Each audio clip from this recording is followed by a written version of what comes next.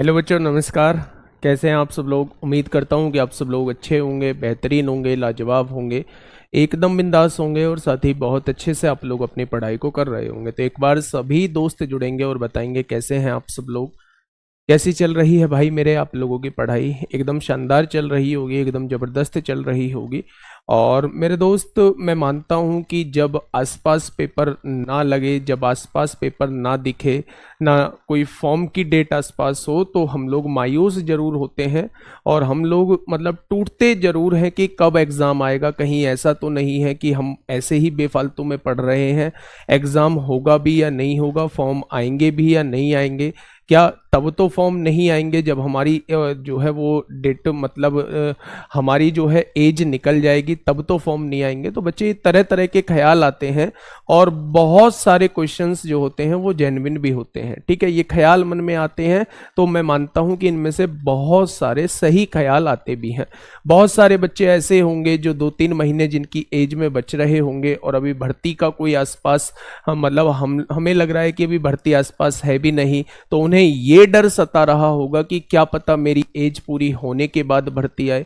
तो मैं बिल्कुल आप लोगों की बात से सहमत हूं और आप लोगों की जो सोच हो रही है इस टाइम पे, मैं उसको भी ये कहता हूं कि ये सोच जो है हर एक जेन्युइन बच्चा इस बात को सोच रहा होगा। लेकिन फिर भी दोस्त, जो चीज़ हम लोगों के हाथ में है हमें उन पर काम करना चाहिए। मेरा मानना है कि हम लोगों के हाथ में पढ़ना है और पढ़ाई बेटा कभी भी बेकार नहीं जाएगी। हम लोगों को हमेशा तैयार रहना होगा, हर एक अपॉर्चुनिटी का लाभ उठाने के लिए हमें तैयार रहना होगा। जब भी हमें कोई अपॉर्चुनिटी मिले उसके लिए तैयार रहना होगा, उसे कब्जाने के लिए तैयार रहना होगा। और उसके लिए मेरे भाई आप लोगों को बेहतरीन तरीके से पढ़ना होगा और बेहतरीन तरीके से तैयारी करनी होगी। हम लोगों का जो चैप्टर चल रहा है वो सेकंड लास्ट चैप्टर हम लोगों का चल रहा है मेरे भाई। हम लोग जो है वो एवरेज को कर रहे हैं और एवरेज मेरे भाई हम लोग एक क्लास कर चुके हैं।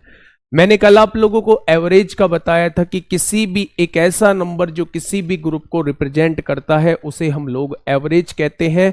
एवरेज का फॉर्मूला भी मैंने आप लोगों को बताया था, sum of observation upon total number of observation, यानी कि जितना भी डाटा मेरे पास दिया हुआ है उन सब का योग करके जितनी संख्याएं हैं उनसे डिवाइड कर देंगे तो मेरे पास औसत निकल के आ जाएगा।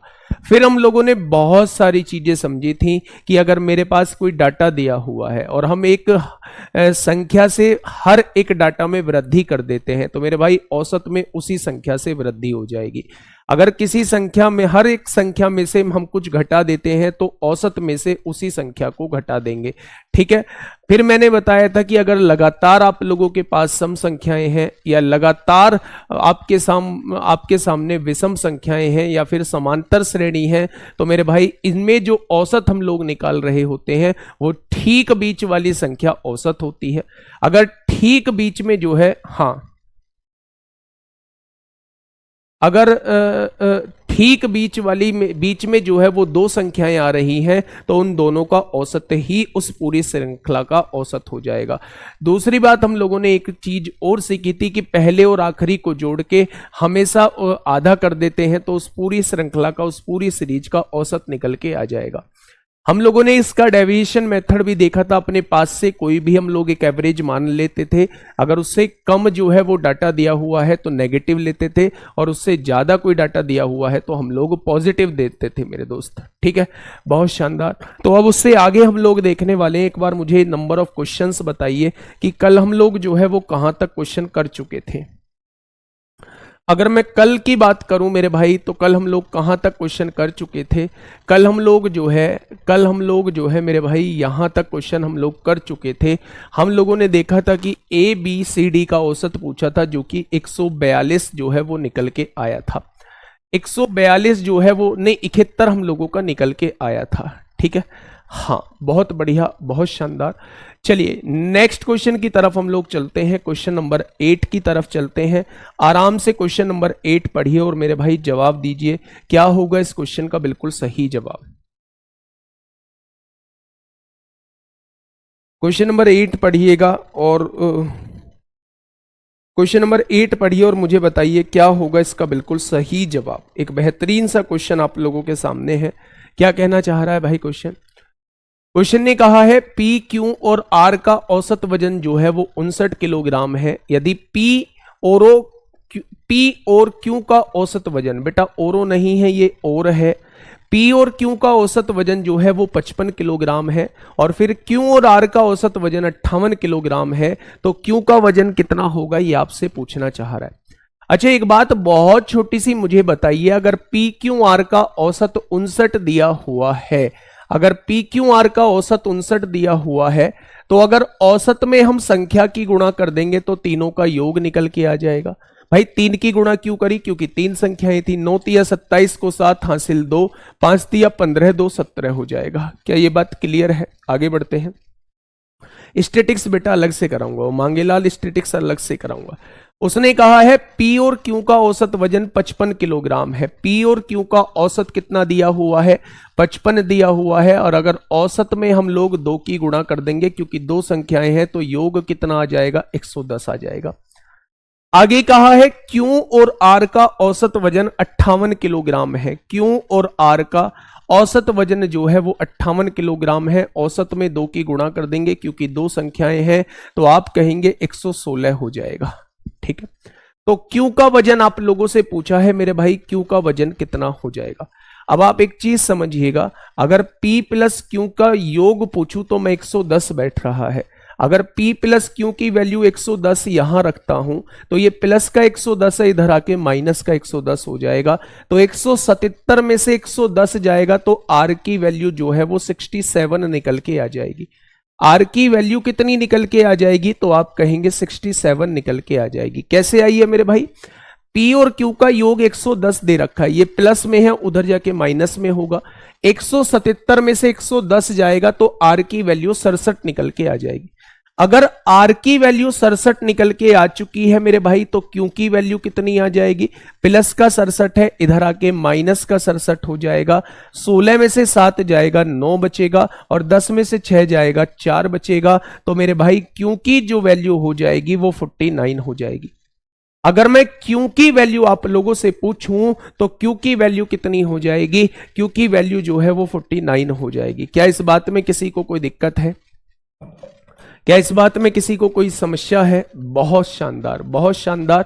एक बार फिर से समझ लो, तीनों का औसत 59 दिया हुआ है, औसत में संख्या की गुणा कर देंगे तो योग निकल के आ जाएगा। इन 2 का औसत 55 दिया हुआ है, संख्या की गुणा कर देंगे, इन 2 का योग निकल के आ जाएगा। इन 2 का औसत 58 दिया हुआ है, संख्या की गुणा कर देंगे, योग निकल के आ जाएगा।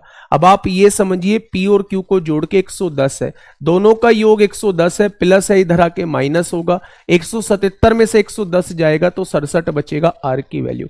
उस R की वैल्यू को यहां पुट कर दीजिए, Q की वैल्यू कितनी आ जाएगी? 49 निकल के आ जाएगी। ठीक है, बहुत बढ़िया, बहुत शानदार। चलिए नेक्स्ट क्वेश्चन आप लोगों के सामने है। हाँ, नेक्स्ट क्वेश्चन, क्वेश्चन नंबर 9 आप लोगों के सामने है। फटाफट मुझे बताइए क्या होगा इस क्वेश्चन का बिल्कुल सही जवाब।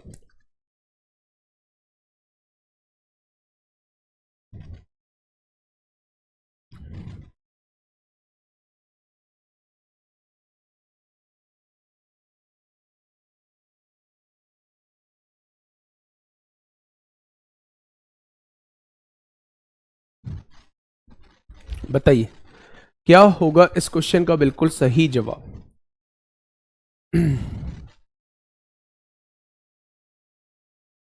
क्वेश्चन ने कहा है ए, बी और सी 3 संख्याओं का औसत सी से 2 अधिक है। मेरे भाई जैसे कह रहा है वैसे करना। ए, बी और सी का औसत, औसत मतलब 3 से डिवाइड करेंगे, वो सी से कितना अधिक है? सी से 2 अधिक है, यानी सी प्लस 2 आप लोगों को दिया हुआ है। ए और बी का औसत 48 दिया हुआ है। मेरे भाई ए और बी का औसत कितना दिया हुआ है? तो आप कहेंगे 48 दिया हुआ है। तो औसत में संख्या की गुणा कर देंगे तो ए और बी का योग जो है वो 96 निकल के आ जाएगा।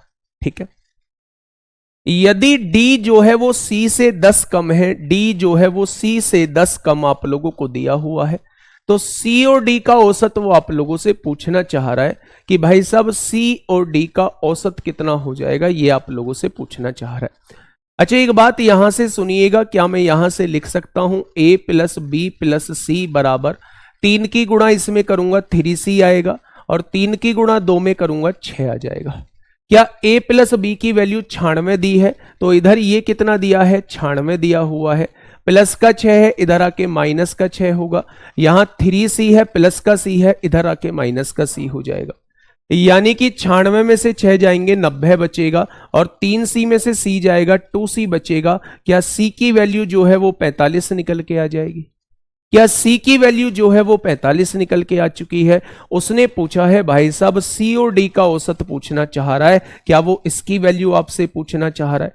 तो C की वैल्यू 45 आ चुकी है, बहुत बढ़िया। अगर 45 यहां रखेंगे तो D की वैल्यू 45 माइनस 10 35 आ जाएगी, और 45 और 35 80/2 का मतलब क्या होता है, इन दोनों का औसत जो हो जाएगा, इन दोनों का औसत जो हो जाएगा वो मेरे भाई 40 हो जाएगा।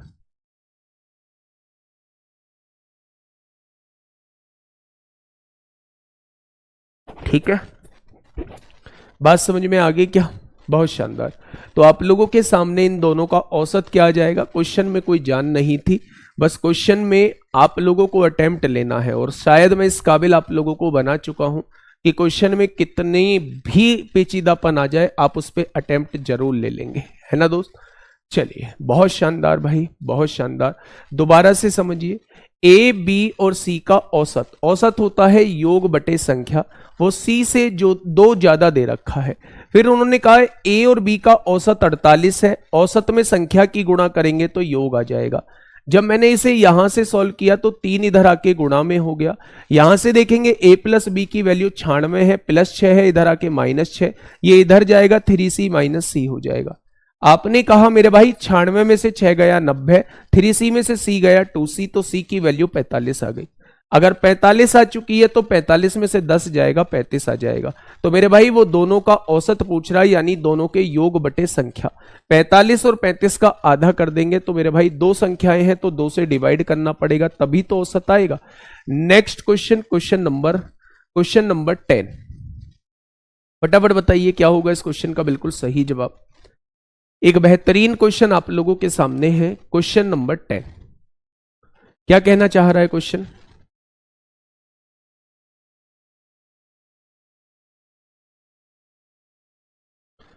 क्वेश्चन नंबर 10 आप लोगों के सामने है मेरे भाई, फटाफट बताइए क्या होगा इस क्वेश्चन का बिल्कुल सही जवाब।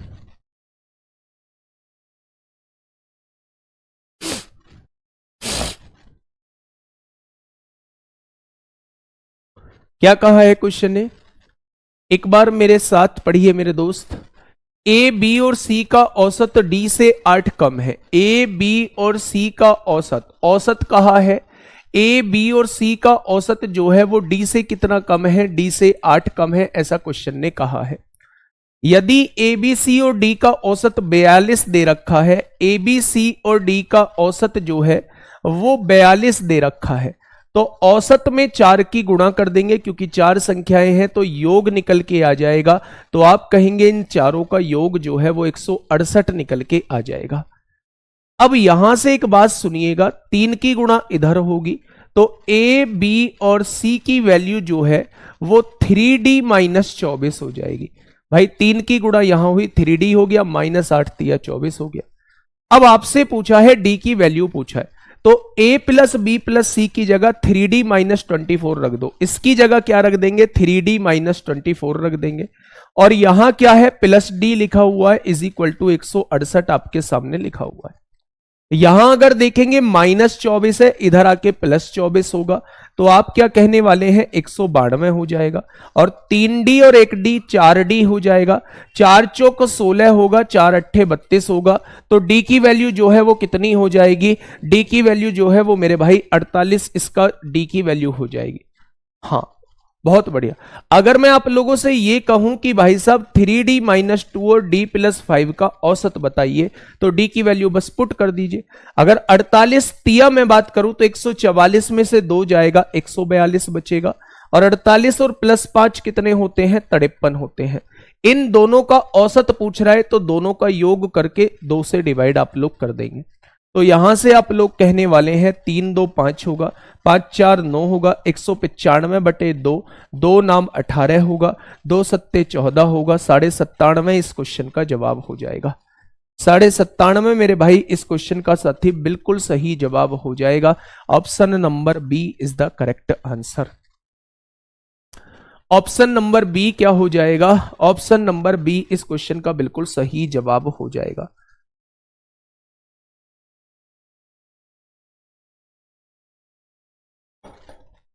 क्या बात क्लियर है?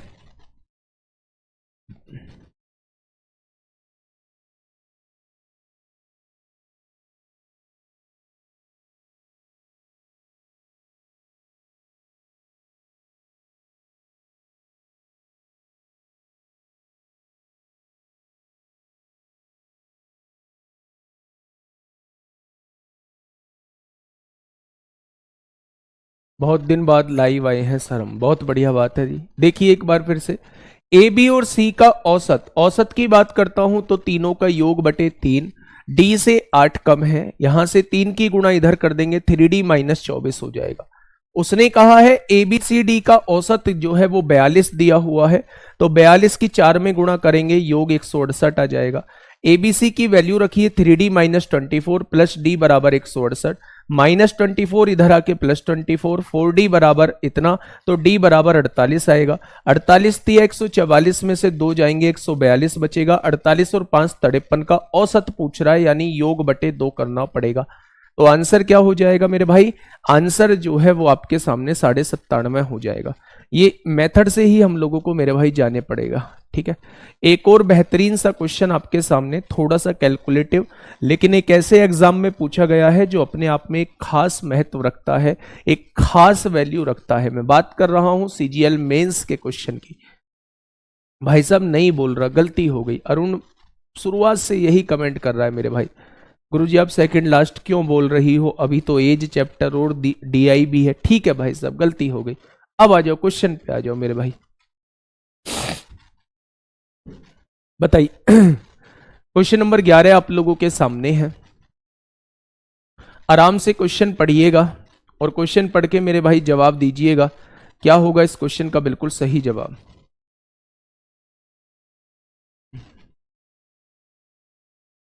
क्वेश्चन नंबर 8 में 110 में 116 जोड़ दीजिए, 110 में 116 जोड़ दीजिए। हाँ ठीक है, उसमें से 177 घटा दीजिए, क्यू की वैल्यू आ जाएगी। क्यू की वैल्यू जब दोनों इक्वेशन को जोड़ोगे तो क्या हो जाएगा? P प्लस क्यू और एक क्यू अलग लिख दीजिए। जब दोनों को जोड़ा तो यहां से दोनों को जोड़ के 226 हो जाएगा। PQR की वैल्यू रख दीजिए, इसमें से 177 घटा दीजिए, तब भी 49 आप लोगों का आएगा। ऐसे भी कर सकते हैं, वो तो भाई कैसे भी पढ़ लो, ठीक है।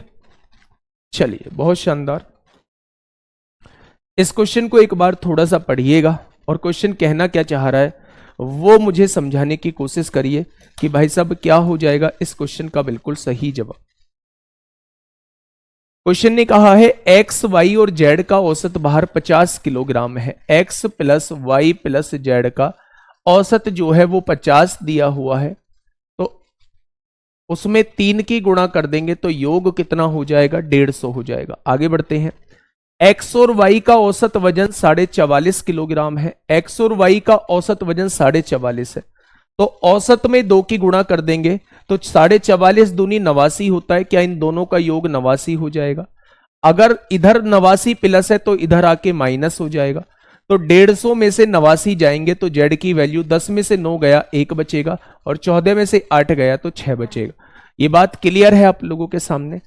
अब आप आगे बढ़िएगा। वाई और जेड का औसत वजन, वाई और जेड मतलब इसका औसत दिया हुआ है 53.5 दिया हुआ है, 53.5 की गुणा 2 में करेंगे तो 107 आएगा।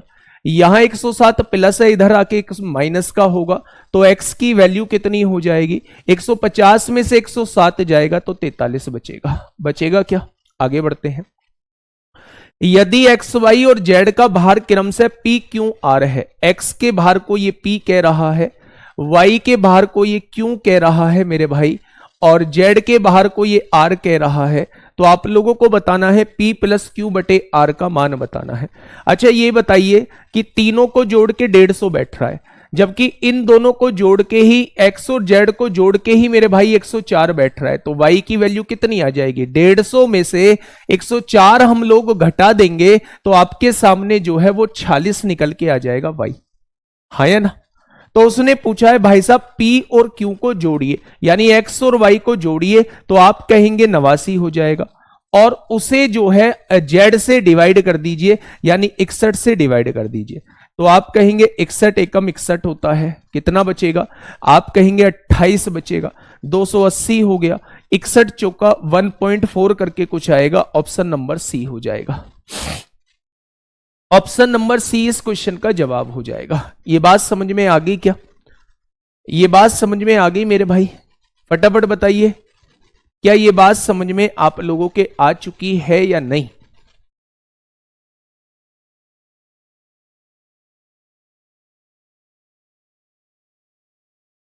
डेविएशन से भी कर सकते थे, लेकिन ये डायरेक्टली है मेरे भाई।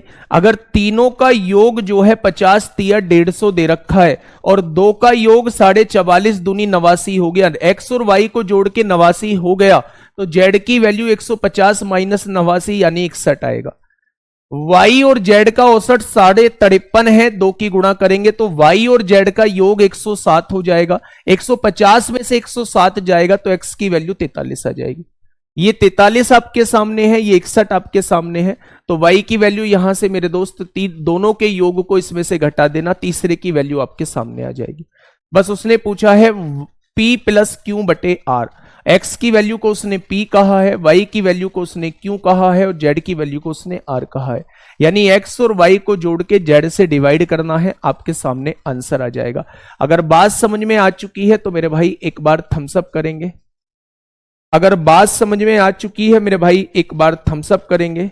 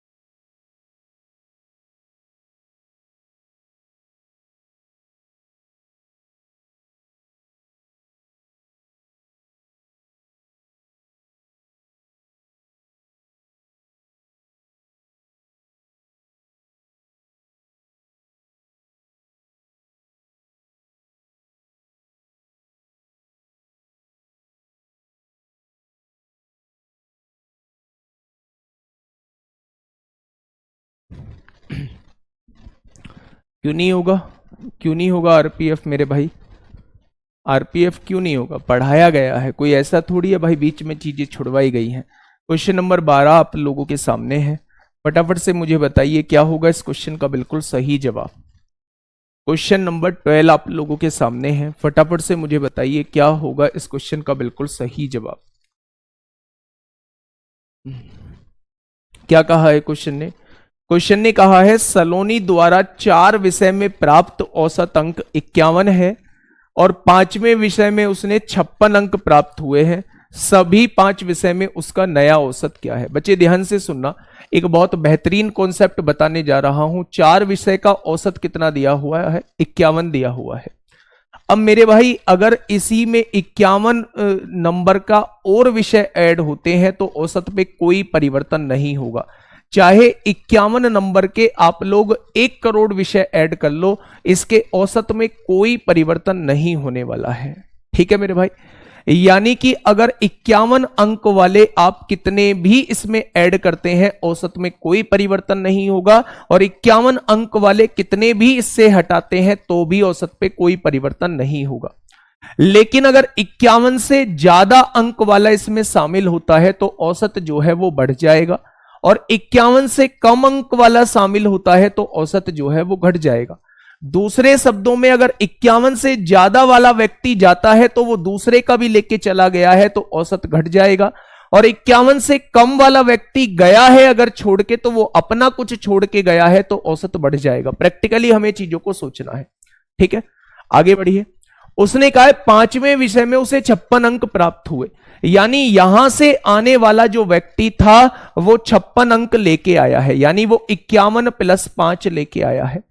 पहले भी 51 था, अब भी 51 है, औसत में कोई बदलाव नहीं होगा। लेकिन ये 5 जो है इसने औसत को बढ़ाने का काम किया है। टोटल पहले 4 सब्जेक्ट थे, अब इसको मिला के टोटल 5 सब्जेक्ट हो गए हैं। तो इस 5 को 5 सब्जेक्टों में बांट दो, क्या प्रत्येक के हिस्से में 1-1 अंक आया होगा, यानी कि अब जो औसत है वो बढ़ जाएगा कितना, 1 अंक बढ़ जाएगा। पहले औसत 51 था तो अब औसत जो है वो 52 हो जाएगा।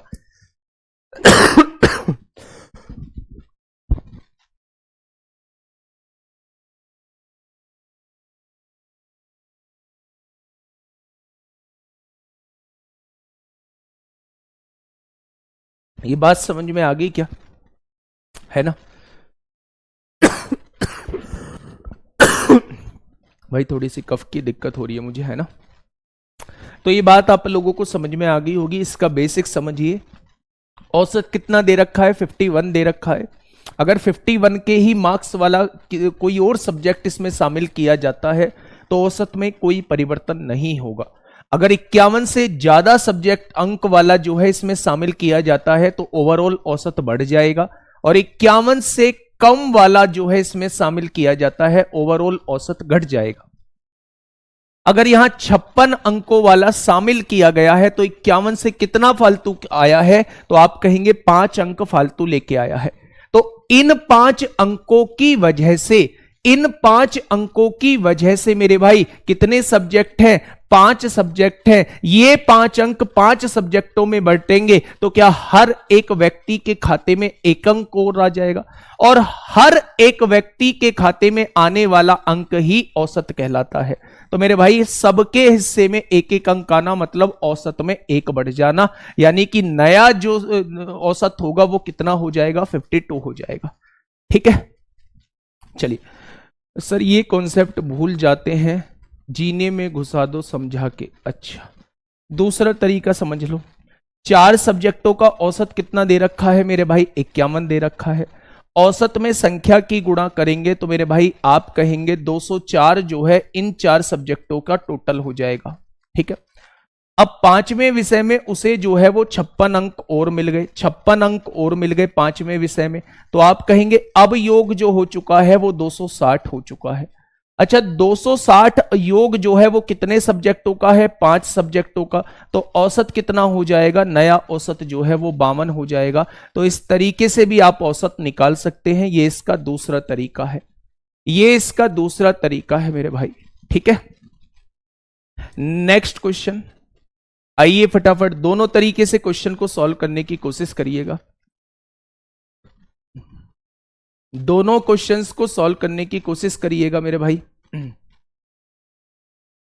चलिए, एक छात्र को 4 विषय में प्राप्त औसत अंक कितने हैं, 75 हैं। 4 विषयों का औसत कितना दिया हुआ है, 75 अंक दिया हुआ है। लेकिन जब इसमें अंग्रेजी के अंक भी जोड़ दिए जाते हैं तो कुल औसत जो है वो 70 हो जाता है। अगर मैं आप लोगों से कहूं कि 5 सब्जेक्टों का औसत कितना हो गया, 70 हो गया, यानी ये जो आने वाला विषय था, क्या इसकी वजह से जो है औसत 5 कम हुआ है? ये जो 5वां विषय आया, अंग्रेजी का आया, इसकी वजह से औसत जो है वो 5 कम हुआ है। अगर औसत 5 कम हुआ है तो हर एक विषय से 5 नंबर कटे होंगे। क्या आने वाला जो विषय होगा वो 25 कम अंकों का आया होगा? यानी पहले अगर 75 औसत चल रहा था तो जो अंग्रेजी जो आया है वो 25 कम अंक लेके आया है। क्या अंग्रेजी में जो अंक होंगे वो 50 अंक होंगे? क्या ये बात से सहमत हो? बात को दोबारा से समझिए। मैं कहना चाह रहा हूं कि 4 विषय में टोटल औसत 75 दे रखा है। अगर एक सब्जेक्ट के जुड़ने से अगर एक सब्जेक्ट के जुड़ने से औसत घट रहा है तो वो जुड़ने वाला सब्जेक्ट जो होगा वो इससे कम का आया होगा। अगर एक सब्जेक्ट के जुड़ने से औसत बढ़ रहा है तो जुड़ने वाला सब्जेक्ट जो होगा वो इससे ज्यादा मार्क्स का हो जाएगा। बात समझ में आ गई? तो जब मैंने कहा कि इंग्लिश के जोड़ने से औसत 70 हो जाता है, यानी औसत में 5 अंक की कमी आ रही है। अगर औसत में 5 अंक की कमी आ रही है तो हर एक सब्जेक्ट में 5 अंक की कमी आई होगी। तो 5 गुणा 5 क्या सबका योग 25 कम हो गया होगा?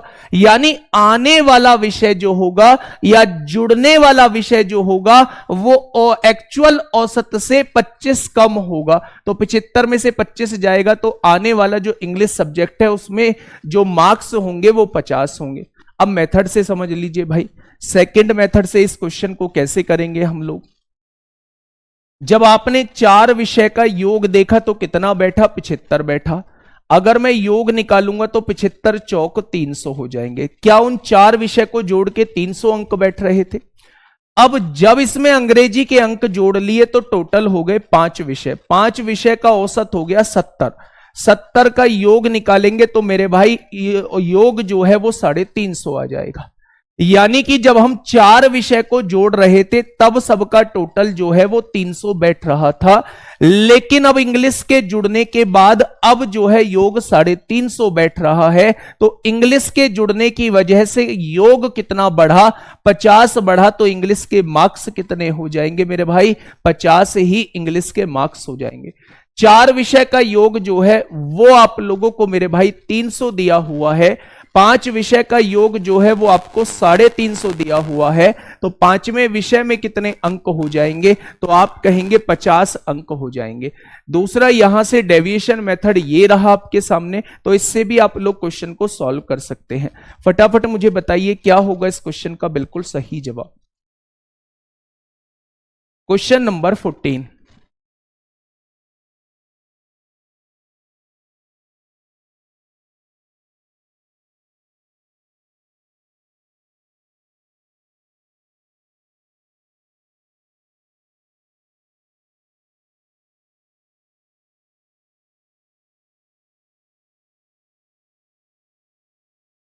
इस क्वेश्चन को बताइए फटाफट क्या होगा इस क्वेश्चन का बिल्कुल सही जवाब। 4 सदस्यों के परिवार का औसत वजन जो है वो 45 किलोग्राम दिया हुआ है। 4 सदस्य आप लोगों को दिए हुए हैं। इनका औसत कितना दिया हुआ है? 45 किलोग्राम दिया हुआ है। क्या इनका योग जो है वो 180 किलोग्राम हो जाएगा? बहुत बढ़िया। दादा और दादी परिवार में मिलने आते हैं तो टोटल अब 6 मेंबर हो जाएंगे। अब 6 सदस्यों का औसत वजन जो है वो 48 किलोग्राम है। तो योग कितना हो जाएगा? 8 छिंग 48 को 8 हासिल 4, 6 चौक 24 और 4 28 हो जाएंगे। अब क्वेश्चन ने कहा है दादा दादी का औसत वजन किलोग्राम में ज्ञात करें। जब 4 व्यक्तियों का योग करते हैं तो 180 आता है। जब 6 व्यक्तियों का योग करते हैं तो 288 आता है।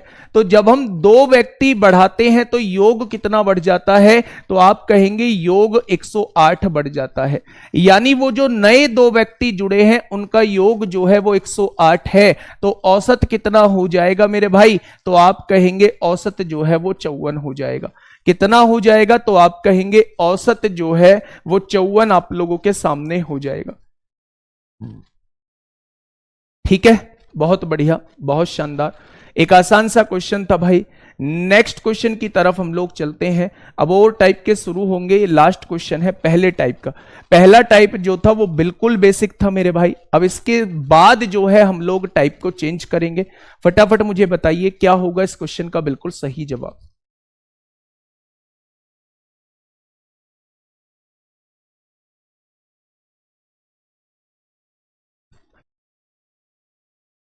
क्वेश्चन नंबर 15 आप लोगों के सामने है। फटाफट बताइए क्या होगा इस क्वेश्चन का बिल्कुल सही जवाब।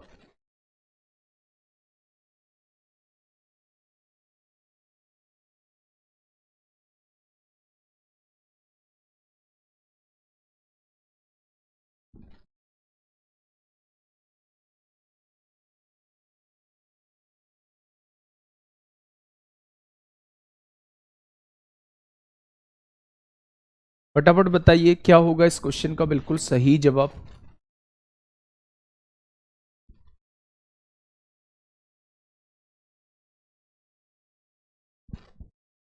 क्वेश्चन ने कहा है पी और उसके 3 दोस्तों का औसत वजन 55 किलोग्राम है। पी और उसके 3 दोस्तों का औसत वजन 55 किलोग्राम है, तो योग कितना हो जाएगा? 55 चौका 220 होते हैं। 4 की गुणा, क्योंकि 3 दोस्त थे, एक पी था, टोटल मेंबर 4 थे। ठीक है। यदि पी अपने 3 दोस्तों के औसत भार से 4 किलोग्राम अधिक हो, पी अपने 3 दोस्तों के 3 दोस्त मैंने मान लिए ए, बी और सी, इनके औसत भार से 4 किलोग्राम अधिक हो। पी अपने 3 दोस्तों के औसत भार से 4 किलोग्राम अधिक हो, तो पी का भार कितना होगा वो आप लोगों से ये पूछना चाह रहा है। पी का भार मेरे भाई कितना हो जाएगा? बड़ा आसान है भाई, यहां 3 की जगह जो है वो ए प्लस बी प्लस सी लिख लीजिए। अगर मैं आपसे कहूं मेरे भाई कि ए प्लस बी प्लस सी की वैल्यू कितनी आ जाएगी, तो आप कहेंगे 220 माइनस पी आएगी। 220 माइनस पी आ जाएगी। और यहां क्या है मेरे भाई? 3 है, और यहां क्या है? 4 आप लोगों को दिया हुआ है। अब आप ये देखिए, जब 3 एलसीएम आ जाएगा तो 4 तिया ये 12 हो जाएगा, आपके सामने हो जाएगा। 3 की गुणा यहां करिए, ये 3p हो जाएगा। माइनस p है, इधर आके प्लस p हो जाएगा। क्या ये 4p हो चुका है? और 4p की वैल्यू 220 और 12 232 हो जाएगा। और 4p बराबर 232, तो 4 पंजे 20 होगा और 4 अट्ठे 32 होगा। तो क्या p की वैल्यू जो है वो 58 हो जाएगी? क्या P की वैल्यू जो है वो 58 हो जाएगी? प्रदीप कुमार बिल्कुल ठीक है आपका, बिल्कुल ठीक है मेरे भाई। क्वेश्चन ने कहा है P और उसके 3 दोस्त, मैंने मान लिया A, B और C, 3 दोस्तों का औसत। तो बच्चे योग कितना हो जाएगा? औसत में 4 की गुणा कर देंगे तो चारों का योग आ जाएगा। उसने कहा है P जो है वो A, B, C के औसत से 4 अधिक है। तो औसत कैसे निकलेगा? 3 से डिवाइड करके, इससे 4 अधिक है। ए प्लस बी प्लस सी की वैल्यू निकालेंगे, 220 माइनस पी हो जाएगी। 3 एलसीएम ले लेंगे तो 4 तिया 12 हो जाएगा मेरे भाई। 3 इधर आके गुणा में हो जाएगा, माइनस पी इधर आके प्लस में हो जाएगा। 220 और 12 232 हो जाएगा। 3p और 1p 4p हो जाएगा। 4 से काटेंगे तो 58 बार कट जाएगा। ठीक है। नेक्स्ट हम लोग टाइप चेंज करने जा रहे हैं। अब जो है हम लोग प्राकृतिक संख्याओं पे थोड़ी सी बात करेंगे। अब हम लोग जो है वो होल नंबर्स पे थोड़ी सी बात करेंगे, हम इवन नंबर्स पे बात करेंगे, और हम लोग ऑड नंबर्स पे बात करेंगे। तो टाइप 2 का पहला क्वेश्चन आप लोगों के सामने है।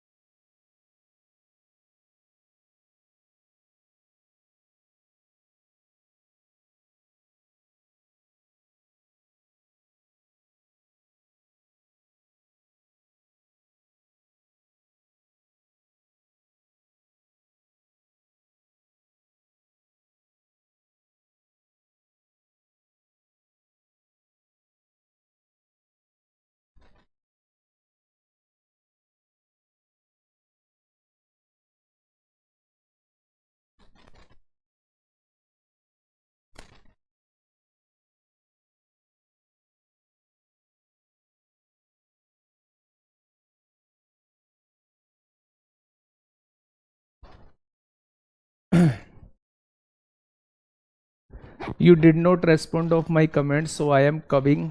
हाँ, so I am coming soon to meet you after sale, after selection, sale नहीं selection। हाँ ठीक है, भाई मतलब रेस्पोंड, मतलब अगर रेस्पोंड का ही जवाब देने आ रहे हो तो दोस्त फिर वो गलत है ना। आप तो ये कहो, आप तो ये कहो कि हम सिलेक्शन लेने आपसे मिलने आएंगे तो मुझे भी खुशी होगी। आप ही एक बार थोड़ा सा सोचिए मेरे भाई, क्या इतना कमेंट पढ़ पाना पॉसिबल होता है? क्या इतने बच्चों के एक साथ कमेंट पढ़ पाना पॉसिबल होता है जहां सेकंडों में कमेंट चल रहे हों? आप ही थोड़ा सा सोचिए हैं। चलिए, क्वेश्चन ने क्या कहा है भाई? क्वेश्चन ने कहा है 50 और 100 के बीच की सभी प्राकृतिक संख्याओं का औसत ज्ञात कीजिए। तो 50 और 100 के बीच बोला है, इसका मतलब 50 और 100 को काउंट नहीं करना है। तो 50 से बड़ी प्राकृतिक संख्या 51 होगी, 51 से बड़ी 52 होगी। और अगर मैं 100 से पहली पूछूं तो क्या वो इसके बारे में आपसे पूछना चाह रहा है? ठीक है, वो इनके बारे में पूछना चाह रहा है कि इनका औसत कितना होगा। अगर मैं आप लोगों से कहूं कि मैं बता के आया हूं, चाहे वो प्राकृतिक संख्याएं हो, चाहे वो सम संख्याएं हो, चाहे वो विषम संख्याएं हो, चाहे वो आपकी समांतर श्रेणी हो, हमेशा औसत पहली और आखिरी को जोड़ के आधा करना होता है, आधा करना होता है बच्चे। तो आप 51 और 99 को जोड़िए, 99 और 100 पंजे 100 और 50 कितना हो जाएगा? 150 होगा।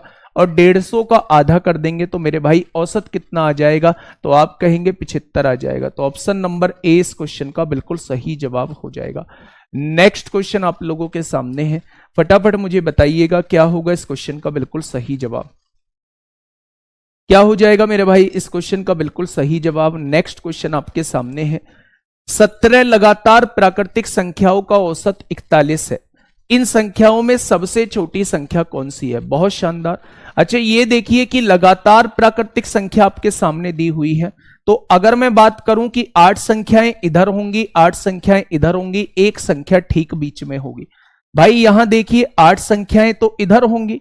मैंने बताया था कि अगर लगातार संख्याएं हैं तो ठीक बीच वाली संख्या जो होती है वो औसत कहलाती है। ठीक बीच वाली संख्या जो होती है वो औसत कहलाती है।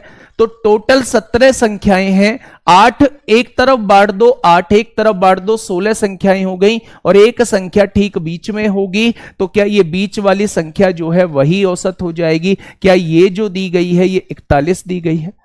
अगर मुझसे पूछा है सबसे छोटी संख्या कौन सी है, तो 41 में से मेरे भाई इधर 8 संख्याएं हैं। अगर मैं 41 में से 8 घटा दूं, अगर मैं 41 में से 8 घटा दूं तो मेरे पास सबसे छोटी संख्या कौन सी आ जाएगी? 33 मेरी सबसे छोटी संख्या हो जाएगी।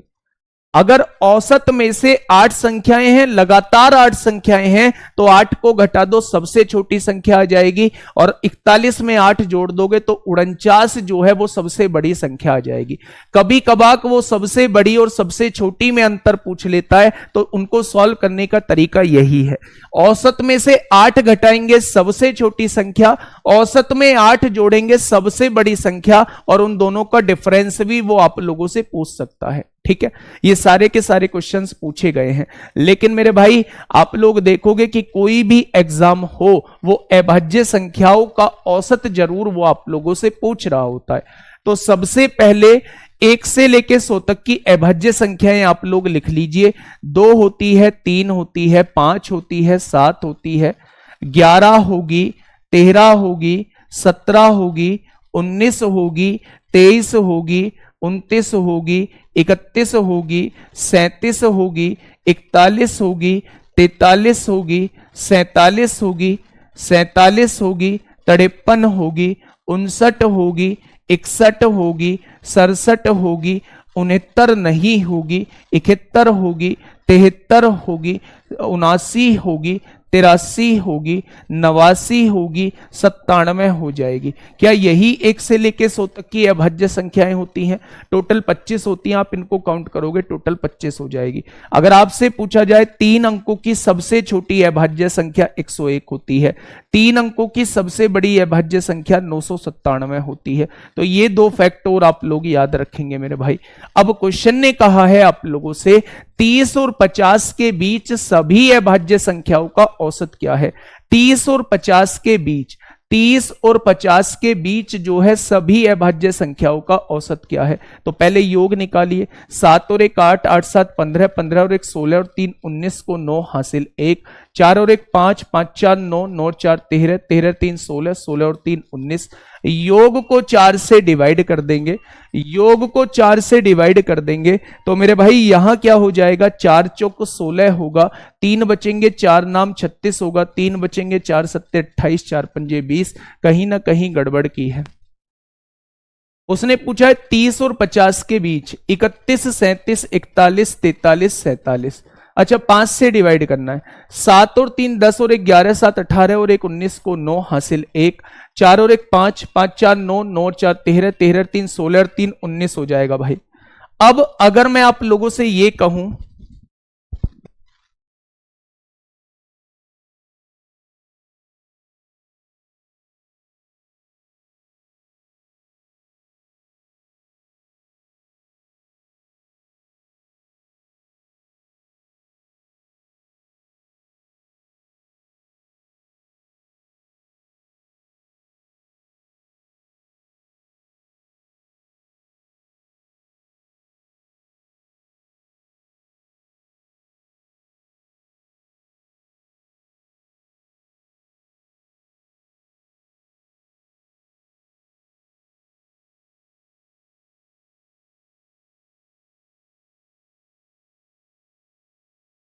चलिए, तो मेरे दोस्त कितनी संख्याएं हैं आप कहोगे, 1 2 3 4 और 5 संख्याएं हैं, 5 से डिवाइड करिए, 5 तिया 15 होते हैं, 4 बचेगा 49 हो जाएगा, 5 नाम 45 होंगे, 39.8 हो जाएगा। तो औसत क्या हो जाएगा मेरे भाई, 39.8 हो जाएगा। तो इनके बारे में जरूर याद रख लेना, आपका एसआई का एग्जाम हो, आपका कांस्टेबल का एग्जाम हो, किसी का भी एग्जाम हो, वो कभी ना कभी अभाज्य संख्याओं पर बेस्ड क्वेश्चंस आप लोगों से पूछ जरूर रहा होता है। ठीक है दोस्त, चलिए बहुत शानदार। नेक्स्ट क्वेश्चन की तरफ हम लोग चलते हैं मेरे भाई। नेक्स्ट क्वेश्चन क्या, इस क्वेश्चन को कर लोगे तो ये क्वेश्चन आपके लिए होमवर्क है मेरे भाई। 40 और 80 के बीच अभाज्य संख्याओं का औसत ज्ञात कीजिए। ठीक है, बहुत बढ़िया, बहुत शानदार। हाँ, नेक्स्ट क्वेश्चन आप लोगों के सामने 70 और 100 के बीच आने वाली सभी अभाज्य संख्याओं का औसत ज्ञात करिए। तो ये भी HW है आप लोगों के साथ में, ये भी HW है मेरे भाई, बहुत बढ़िया, बहुत शानदार। चलिए नेक्स्ट क्वेश्चन की तरफ हम लोग चलते हैं। क्वेश्चन नंबर 22, क्वेश्चन नंबर 22 आपके सामने है। फटाफट मुझे बताइए क्या होगा इस क्वेश्चन का बिल्कुल सही जवाब, क्या हो जाएगा इस क्वेश्चन का बच्चे बिल्कुल सही जवाब। क्या कहा है क्वेश्चन ने, क्वेश्चन ने कहा है 5 क्रमागत विषम संख्याओं का औसत जो है वो m है। सबसे पहले तो ये देखिए क्रमागत है और विषम संख्याएं हैं, तो 5 का बोला है मेरे भाई 3 4 5, विषम संख्याओं का औसत दिया है m, तो ठीक बीच वाली संख्या जो हो जाएगी m हो जाएगी। हो जाएगी क्या भाई। यदि अगली 3 विषम संख्याएं भी शामिल की जाती हैं, मान लो मेरे भाई विषम संख्याएं दी हुई हैं, मैंने इसको 5 मान लिया, इसको 7 मान लिया, ये 9 हो जाएगी, इससे पहली 3 हो जाएगी और यहां 1 हो जाएगी। ये 5 क्रमागत विषम संख्या है और इनका औसत जो है वो m है, m की वैल्यू मैंने 5 मान ली।